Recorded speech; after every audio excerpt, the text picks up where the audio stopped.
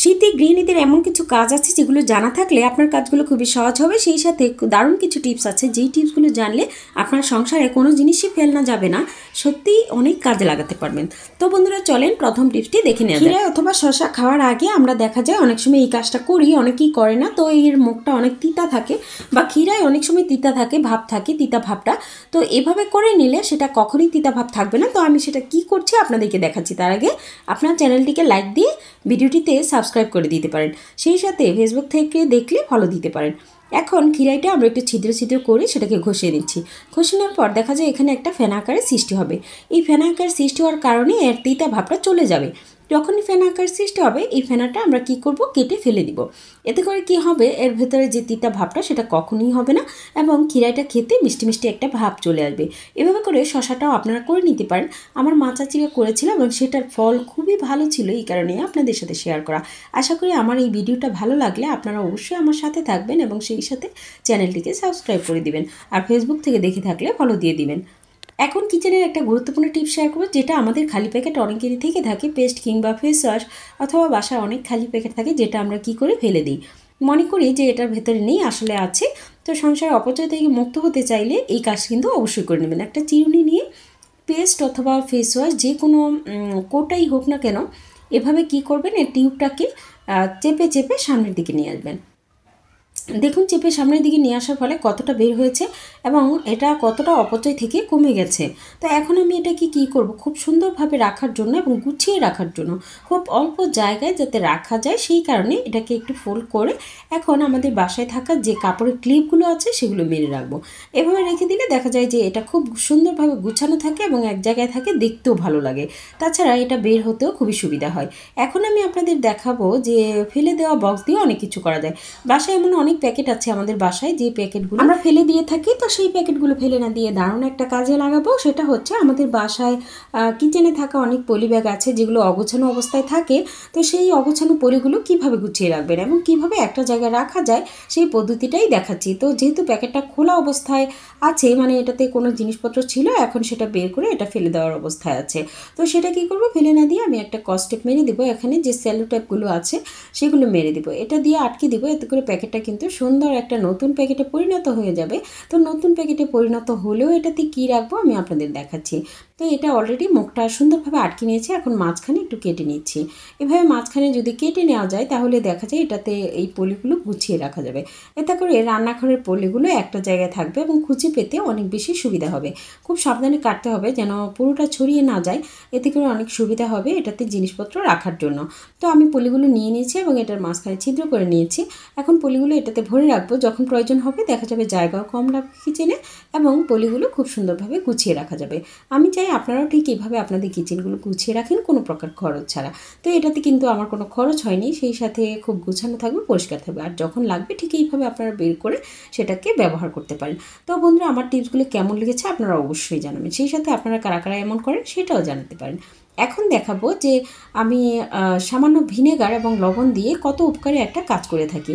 একটা বাটিতে পানি নিয়ে নিয়েছি, নিয়ে নিলাম লবণ এবং সেই সাথে দিয়ে দিচ্ছি এখন ভিনেগার, 1 চামচ ভিনেগার দিয়ে দেবেন। আমরা দেখা যায় যে যে ফলগুলো বাজার থেকে কিনে আনি সেগুলিতে অনেক প্রকার ফরমালিন থাকে। তো সেই ফরমালিনগুলো দেখা যায় যে আমাদের শরীরে অনেক ক্ষতি করে, বাচ্চারা খেতে চাইলে সেটা সাথে সাথে দিয়ে না দিই এভাবে ভিনেগার আর লবণের পানিতে 10 মিনিট ভিজিয়ে রাখবেন, পারলে আধা ঘন্টা ভিজিয়ে রাখবেন। এতে করে দেখা যায় যে এটার মধ্যে যে বিষাক্ত পদার্থটা থাকে সেটা কিন্তু দূর হয়ে যায়। সেই কারণেই বলছি যে আপনারা ঠিক এইভাবে আমার মতো করে 10 থেকে 15 মিনিট ভিজিয়ে তারপর বাচ্চাদের এই ফলটা দিবেন। তো এখন আমি শেয়ার করব যে আপেল কীভাবে খুব সহজে এবং দ্রুত কাটবেন। যে কোনো সময় আপনারা আপেল কাটার সময় যদি দ্রুত কাটতে চান এবং তাড়াহুড়া করে একটা কাজ করতে চান, তো সেই কাজটার জন্য আপেলটা ঠিক এইভাবে কেটে নেবেন। এইভাবে কেটে নিলে দেখা যায় যে আপেলের মাঝখানের যে অংশটা সেটা কিন্তু সুন্দরভাবে উঠে আসে, আলাদা করে এর বিচির অংশটা বা বকের অংশটা কাটতে হয় না এবং খুব দ্রুত এটা পিস পিস হয়ে যায়, সুন্দর লাগে দেখতে। সেই কারণেই বলছি ঠিক এইভাবে আপনারা চাইলে এটা করতে পারেন। এতে করে খুব দ্রুত হয় এবং কাজটা খুবই সুন্দর হয়। আমরা অনেকেই আনারস খেতে চাই, কিন্তু আনারস খেতে চাওয়ার পর দেখা যায় যে আনারসের ভেতরে যে চোখের মতো একটা অংশ থাকে, এই যে লাল লাল দেখা যাচ্ছে, তো এই অংশটা না থাকার কারণে অনেকেই খেতে চায় না। তো অনেকেই খেতে চায় না, তো এই অংশটা খুব সহজে কিভাবে উঠাবেন, একটা চামচ নিয়ে তার যে গোড়ালিটা আছে সেই গোড়ালি দিয়ে এই চোখগুলো কিন্তু উঠিয়ে নিতে পারেন। মানে এই কালো অংশ বা লাল অংশ যেটাই বলেন, এই অংশটা উঠিয়ে নিতে পারেন খুব সহজে। উঠিয়ে নিলে দেখা যায় এটা অনেকেই খেতে চায়, এটার কারণে অনেকেই খেতে চায় না, মুখে লাগে, খারাপ লাগে খেতে। তো সেই কারণে দেখুন একটা চামচের গোড়ালি দিয়ে কত সহজে এটা ওঠানো যাচ্ছে। অনেকেই দারাজ থেকে বিভিন্ন পণ্য কিনে এটাকে নখ হিসেবে ব্যবহার করে উঠিয়ে থাকে। তো আমি বাসায় থাকা এই জিনিসটা দিয়েই কোনো প্রকার খরচ ছাড়া কীভাবে উঠাচ্ছি আপনাদের দেখাচ্ছি। তো দেখেন কত সুন্দরভাবে উঠে যাচ্ছে। একটু সময় নিয়ে আস্তে আস্তে এটা উঠিয়ে নিলে দেখা যায় আনারসটা একদম ফ্রেশ থাকে এবং যে খেতে চায় না সেও খেতে যাবে। তো বন্ধুরা, এখন সুন্দরভাবে আনারস কাটার একটা টিপস কিন্তু আমি আপনাদের সাথে শেয়ার করবই, আপনার ধৈর্য সহকারে সেটা দেখবেন। তো আনারসটা যখন আমরা কাটি দেখা যায় একটু সুন্দরভাবে কাটলে যারা খেতে চায় না, বাচ্চারা বিশেষ করে অনেক বায়না করে যে আনারসটা উপকারী ফল, তাও খেতে চায় না। তো এভাবে কেটে নিলে দেখা যায় ওরা দেখার সৌন্দর্যের কারণে অনেক সময় খেতে চায়। তো আমি চাই আপনারা এটা খুব সহজে কাটেন। তো খুব সহজে সেটা কিভাবে কাটবেন, এই যে এটাই কিন্তু তার পদ্ধতি। বুকের অংশটা কিন্তু রয়েই গেল, এতে করে খুব সহজ হলো কাটাটা। তো দেখেন এখন দেখাবো আপনাদেরকে যে কিভাবে আমি শীতের দিনে ধনেপাতা সংরক্ষণ করি। শীতের দিনে অনেক ধনেপাতা পাওয়া যায়, তো সেই ধনেপাতাগুলো সংরক্ষণ করাটা জরুরি। যতই শীত হোক, ফ্রিজ যতই ঠান্ডা থাকুক, সেটা কিন্তু পচে যায় ভালোভাবে সংরক্ষণ না করলে। ধনেপাতা আনার সাথে সাথে কী করবেন, গোড়ালিটা কেটে নেবেন। গোড়ালি যদি থাকে সাথে, তাহলে দেখা যায় এটা পচে যাওয়ার সম্ভাবনাটা অনেক বেশি থাকে। তো সেই কারণেই ধনেপাতাটা আনার সাথে সাথেই কী করবেন, গোড়ালিটা কেটে নেবেন। কেটে তারপর এটার মধ্যে যে হাবিজাবি পাতা ঘাস থাকে, তো সেইগুলো বেছে নেবেন। বেছে নেওয়ার পর এরকম একটা বক্সে কাগজ দিয়ে, মানে পত্রিকার কাগজ দিয়ে ধনেপাতাটা ঢেকে তারপর নর্মাল ফ্রিজে রেখে দিবেন। এভাবে রাখলে আপনি নিম্নে 1 সপ্তাহ 10 দিন কিন্তু খেতে পারবেন নর্মাল ফ্রিজে রেখে। আর চাইলে ভালোভাবে বেছে কুটে ডিপ ফ্রিজেও রাখতে পারবেন। এটার ভিডিও আগে দেওয়া আছে কীভাবে আমি সেটা সংরক্ষণ করেছি। তো এভাবে সংরক্ষণ করলে দেখা যায় যে আপনার জিনিসটা ভালো থাকে, সংসারে কোনো প্রকার অপচয় হয় না। আমার ভিডিওটি ভালো লাগলে আপনারা আমার সাথেই থাকবেন এবং আমার পরিবারে যুক্ত হয়ে যাবেন। আমাদের বাসায় বাজার থেকে অনেক প্রকার নেট ব্যাগ আনা হয়। তো নেট ব্যাগগুলো আমরা কী করি, হাঁড়ি পাতিল মাজার ক্ষেত্রে ব্যবহার করি, বা অনেক সময় ফেলেও দিয়ে থাকি। সেগুলো ফেলে না দিয়ে এভাবে জমিয়ে নেট ব্যাগগুলো একটার উপর একটা দিয়ে, যেগুলো সফট থাকে সেগুলো ভাঁজ করে নেবেন। ভাঁজ করে মাঝখানের অংশটা বেঁধে নেবেন।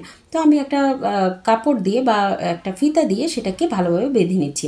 তো শক্ত ফিতা নিয়ে নেবেন, এতে করে অনেক সুন্দর এবং উপকারী একটা জিনিস কিন্তু তৈরি হয়ে যাবে। আমার ভিডিওটির সাথে থাকলেই কিন্তু আপনারা বুঝতে পারবেন যে এটা যে কত উপকারী একটা জিনিস আমি তৈরি করব এখন, এবং সেটা বাজার থেকে অনেক দামে কিনতে হয়, তাছাড়া এতটাও ভালো হয় না কিনলেও। তো সেটা এখনই আপনারা বুঝতে পারবেন। মাঝখানের অংশটা সুন্দরভাবে বেঁধে নিয়েছি, মানে শক্তভাবে, তারপর উপরে একটা গিট দিয়ে নিয়েছি। উপরে গিট দেওয়ার কারণে এটা যেন আমি ঝুলিয়ে রাখতে পারি সেই কারণে। তো অবশেষ পর্যন্ত দেখবেন, তাহলে কিন্তু বুঝতে পারবেন যে এটা কত মূল্যবান একটা জিনিস তৈরি করছি। তারপর এটার ভাঁজের যে অংশটা, সেটার ভাঁজটা কেটে নেবেন। তো কেটে নিলে দেখা যায় এটা দারুণ একটা আইডিয়া তৈরি হয়ে যাবে, যেটা আপনাদের অনেক বেশি কাজে লাগবে এবং অনেকেই সেটা করে থাকে। তো যারা করেননি তারা কিন্তু এই জিনিসটা দেখতে পারেন, এটা খুব কাজে আসবে আপনাদের ক্ষেত্রে। তো আমরা এই সাইডটা কেটে নিয়েছি, তারপর সমান সমান করে আশেপাশের যে নেটগুলো এলোমেলো অবস্থায় আছে সেগুলো কেটে সুন্দর একটা জিনিস তৈরি করে নেব, যেটা নাকি আমাদের শরীর মাজনি হিসেবে আমরা ব্যবহার করে থাকি। অনেক সময় শরীর মাজতে হলে বাজার থেকে এগুলো আমরা কিনে নিয়ে আসি। তো এখন ঘরেই কিন্তু বানিয়ে আপনার শরীরটা মাজতে পারবেন বা পরিষ্কার করতে পারবেন এই নেট ব্যাগ দিয়ে। তো অনেকেই হয়তো এটাকে অন্যভাবে দেখবে, তো আপনারা আশা করি খুব পজিটিভলি দেখবেন এটা, তাহলে কিন্তু অনেক উপকার আসবে। তো এই বাজার থেকে আমরা অনেক সময় এই শরীর মাজনি কিনে নিয়ে আসি, তো এখন থেকে আর কিনতে হবে না, বাসায় বানাতে পারবেন ঠিক এইভাবে আমার মতো করে অনেক সুন্দর এবং উপকারী একটা শরীর মাজনি, শুধুমাত্র ফেলে দেওয়া নেট ব্যাগ দিয়ে। কেমন হয়েছে আইডিয়াটা অবশ্যই জানাবেন। আপনাদের ভালোবাসায় আমি এত দূর এসেছি, প্রায় 25,000 পরিবারে কিন্তু আমি পা দিব। তো আপনারা আমার সাথেই থাকবেন, আপনাদের ভালোবাসা আছে বলেই এগিয়ে যাচ্ছি। আজকে 1.5 বছর হয়ে গেছে প্রায় আমার ইউটিউব চ্যানেলে। তো আপনারা আমার সাথে এখনও থাকবেন আশা করি, এবং আপনাদের ভালোবাসা নিয়ে কিন্তু আমি এগিয়ে যেতে চাই। তো এই আইডিয়াটা কেমন হয়েছে অবশ্যই কিন্তু আপনারা জানাবেন। প্রতিটা মানুষের কাছে ডিসেম্বর মাস মানে বছরের শেষ ভাগ, আর বছরের শেষ ভাগটা সবাই চায় একটু ভালোভাবে কাটাতে। তাছাড়া বাচ্চাদের স্কুল বন্ধ থাকে, তাছাড়া ছুটি থাকে। তো আমার বাচ্চারাও এর ব্যতিক্রম না, আমার মেয়ে, বোনের মেয়ে সবাই মিলে ওরা পিকনিকের মতো ওর নানু বাড়িতে খাবার খাচ্ছে। তো সেই অংশটাই আপনাদের সাথে শেয়ার করেছি। সবাই ওদের জন্য দোয়া করবেন। আর বছরের শেষ প্রান্তে এসে সবার কাছে একটাই চাওয়া থাকবে, সবাই সততার সাথে থাকার চেষ্টা করবেন, সেই সাথে অন্যের ক্ষতি করা থেকে বিরত থাকবেন এবং অন্যের যদি উপকারও না করতে পারেন ক্ষতিটা কিন্তু করবেন না। তো সবাই ভালো থাকেন, সুস্থ থাকেন। আল্লাহ হাফিজ। আসসালামু আলাইকুম।